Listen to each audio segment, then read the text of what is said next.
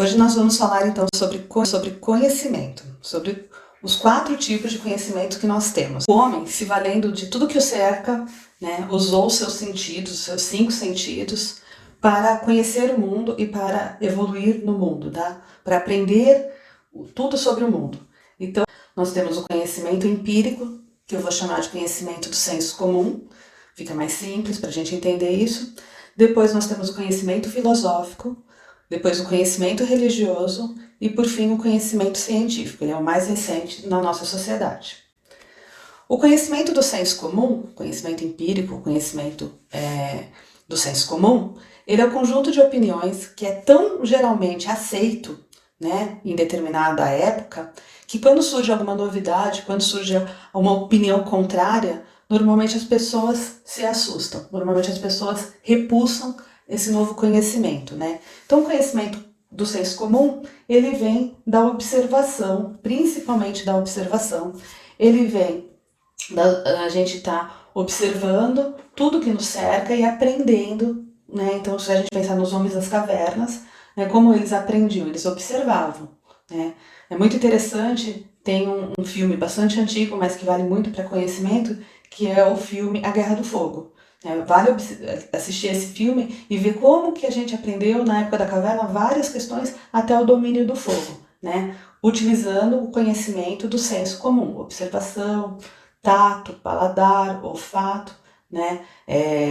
O tato, se você chegar com a mão perto do fogo, você percebe que a mão vai arder. Se vai arder, ela vai doer. Se vai doer, é melhor evitar pôr a mão no fogo. Então, são conhecimentos que a gente vai adquirindo desde que nós nascemos até os dias atuais, né? Até que a gente, em qualquer momento da vida, a gente continua adquirindo conhecimentos do senso comum. Ele é muito importante para a nossa existência, né? Não tem um conhecimento mais importante que o outro, todos eles têm sua importância. E o conhecimento do senso comum, ele é o nosso primeiro conhecimento. Observe um bebê como ele vai adquirindo conhecimento do mundo que o cerca, né? Esse é o conhecimento do senso comum. Aí eu trago algumas observações aqui. Quando eu era criança, eu escutei muito a informação que tomar manga com leite, né, gerava morte. E hoje a gente sabe que isso não é um verdadeiro, né? Tomar manga com leite é uma vitamina muito gostosa, pode. Mas na minha época se tinha essa crença que manga com leite poderia levar até a morte. Superstições, temos muitas superstições, né? Então a gente evita passar por debaixo da escada. Tem gente que tem medo de gato preto, a gente sabe hoje que gato preto é uma coisa muito gostosa, não tem nada a ver, mas foi criada essa lenda, essa história, e tem pessoas que têm esse receio. Sexta-feira 13, então tem várias superstições aí adquiridas no senso comum. Assoprar as velhinhas e fazer um pedido, né, no dia do aniversário, deixar o chinelo virado. Gente, há muitas crendices que são passadas de uma geração para outra geração. Isso também é senso comum, tá? Esses conhecimentos do senso comum. Na cozinha, né, então tem que se 2 pessoas mexerem uma panela, a comida desanda, não vai dar certo, o bolo assola, né? Se mexer a comida anti-horário, não vai dar certo, a receita. Então essas coisas são passadas uma geração a outra geração sem um estudo profundo, sem um conhecimento científico, mas são conhecimentos que são transferidos de uma geração para outra geração. Isso também é senso comum, tá bom? O outro, né, eu gosto muito dessa charge. Essa charge mostra que as pessoas que vivem no senso comum estão vivendo num momento mais confortável, e aquelas que vão além do senso comum, que vão buscar novos conhecimentos, né, se aventuram mais, adquirem novos conhecimentos, mas tem que sair do conforto, né? Tem que adquirir novos conhecimentos exige esforços, né? E esses esforços traz, sim, benefícios, mas te tira do conforto. Então, né? E qual é o outro conhecimento que veio para a sociedade? É o conhecimento filosófico. O que é o conhecimento filosófico? É o pensar, é o refletir, é o imaterial, é o subjetivo. Recentemente até teve uma discussão grande de tentar tirar esse conhecimento dos nossos currículos do ensino médio, né? E por que houve tanta crítica contra essa possibilidade? Porque o conhecimento filosófico sobre pensar a sociedade, é sobre refletir aí além, é criar indagações, né? É criar ideias. O conhecimento filosófico é esse que busca o imaterial, é esse que busca o diferente, né? O que não aceita só o senso comum, é o questionar, é o refletir, né? Então, o conhecimento filosófico é a gente ir além, pesquisar, motivar, né? A cabeça está borbulhando de dúvidas, de questionamentos. Então, esse é o conhecimento filosófico, tá? É ir além daquilo que a gente sabe, é buscar mais. Então, ele é muito importante para a nossa sociedade, tá? Valores, ideias, vem do conhecimento filosófico. Criação, vem do conhecimento filosófico, tá? É outro conhecimento muito importante.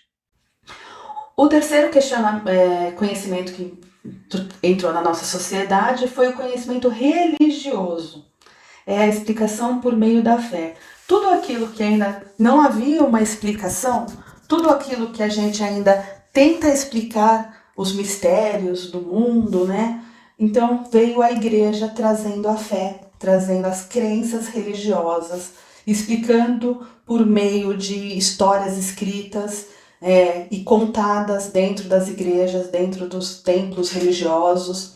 Então aquilo foi escrito e vai sendo contado e recontado e recontado, e muita gente tira como conhecimento único e verdadeiro, né? Muita gente vê a religião como a única informação válida e importante, mas a gente tem o conhecimento senso comum, a gente deve ter o conhecimento filosófico, aí vem o conhecimento religioso, né? O conhecimento religioso, ele se põe como uma verdade, mas quem tem o conhecimento filosófico questiona, né? Vai além. Então tem que ter esses três conhecimentos, sim. E também a gente tem que respeitar quem é ateu, né? Quem é agnóstico, que opta por não querer a informação, o conhecimento religioso. Então a gente tem essa opção também de não ter o conhecimento religioso, né? Gosto muito dessa charge, né? Que com Deus não se brinca, é uma brincadeira aí que o Criador faz, né? Porque o conhecimento religioso, muitas vezes, não são todas as religiões, mas muitas, infelizmente, se impõem como a verdade única.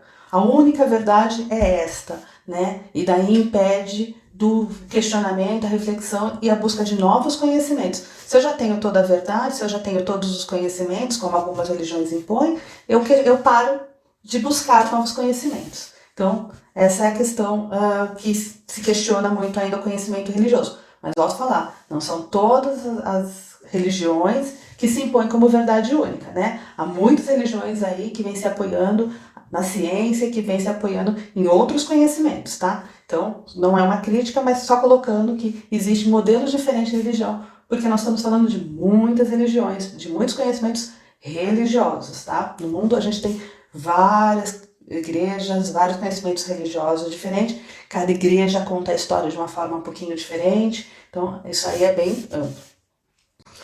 E o último conhecimento, mais moderno, mais recente, é o conhecimento científico, tá? O conhecimento científico, ele tem algumas características que ele se declara possuir, tá?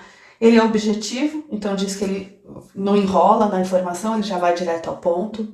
Ele é racional, então, mesmo quando ele estuda questões de sentimentos, né, nas ciências sociais, ele tenta ter um raciocínio, ele tenta ser racional, né? O conhecimento científico, ele é sistemático, ele segue um sisteminha, né? Ele segue um sistema para ser desenvolvido, não é do dia para a noite que se cria uma ciência, ele tem todo um procedimento. Ele é geral porque sempre ele aceita qualquer conhecimento, ele aceita estudos sobre o senso comum, ele estuda sobre religião, então né, a gente tem cursos de mestrado, doutorado sobre teologia, que é o estudo sobre as religiões, né? Ele aceita conhecimento sobre sentimentos, sobre engenharia, sobre, enfim, o que vocês quiserem estudar no mundo, a ciência tem possibilidade, tem métodos, tem sistemas que abraçam qualquer tipo de busca ao conhecimento baseado na ciência, né? Dá para estudar tudo lá. Ele é verificável. O que quer dizer isso? Que depois de certo tempo, se eu quiser confirmar um estudo científico, eu uso o método e o sistema que ele usou e eu tenho que chegar no mesmo resultado ou um resultado muito semelhante. Então, como ele é sistemático e metodológico, tem um método, se eu repetir aquilo, eu verifico os mesmos dados. Então, pensando num cálculo matemático, tá? Ele é verificável. Sempre que a gente fazia uma continha matemática, eu faço a verificação para ver se dá certo. Eu inverto a conta para ver se chega na mesma situação. Então, ele é verificável. A ciência, a gente tem como repetir aquilo várias vezes e verificar. Pelo menos a grande maioria deve bater, tá? Uma coisa que eu acho muito interessante das ciências, do conhecimento científico, é porque dentro dos conhecimentos, ele assume que ele é falível, que ele erra, tá? Então, várias teorias são jogadas no lixo por ter chegado novas teorias, novos conhecimentos. Então, a ciência está em evolução constante e um conhecimento joga o outro conhecimento no lixo e põe, né, outro, não, aquele conhecimento estava errado. O conhecimento recente é mais seguro. Então, é o único conhecimento desses três que assume com segurança, tá lá dentro das suas descrições, que é falível. A ciência também erra e ela assume quando ela erra. Eu questiono um pouco quando a ciência diz que ela é clara, porque infelizmente não é o que a gente vê.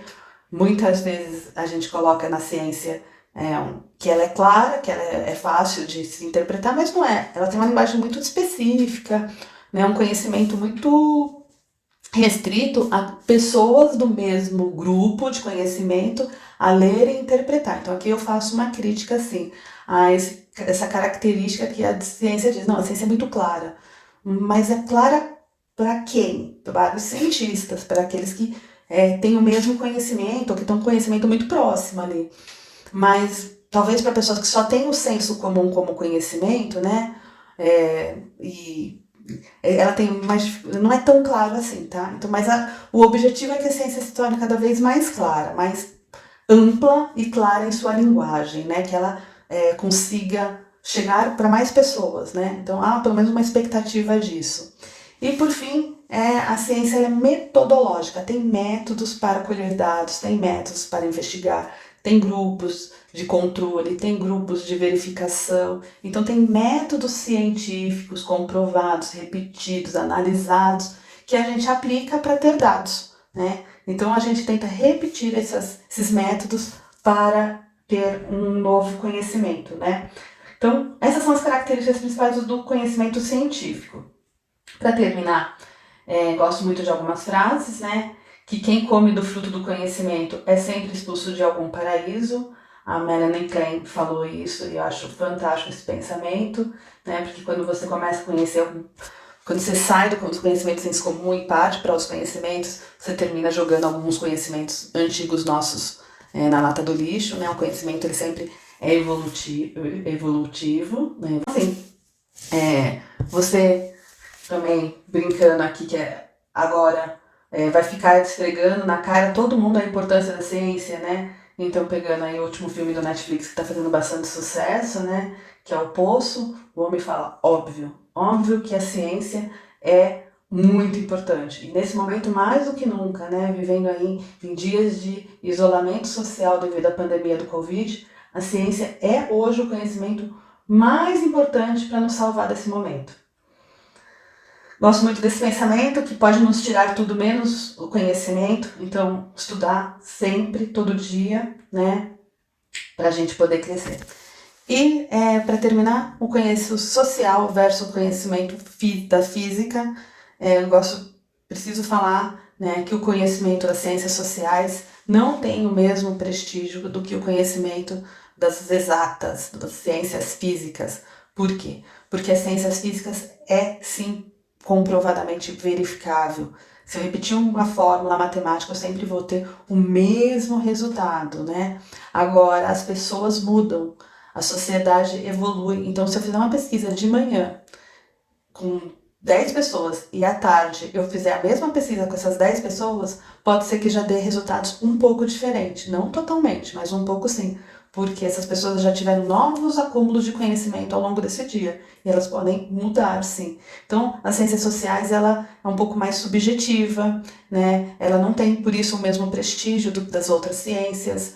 A gente está em constante evolução, o ser humano se adapta, se modifica muito rápido. Então, por isso, né, alguns autores gostam de deixar claro isso.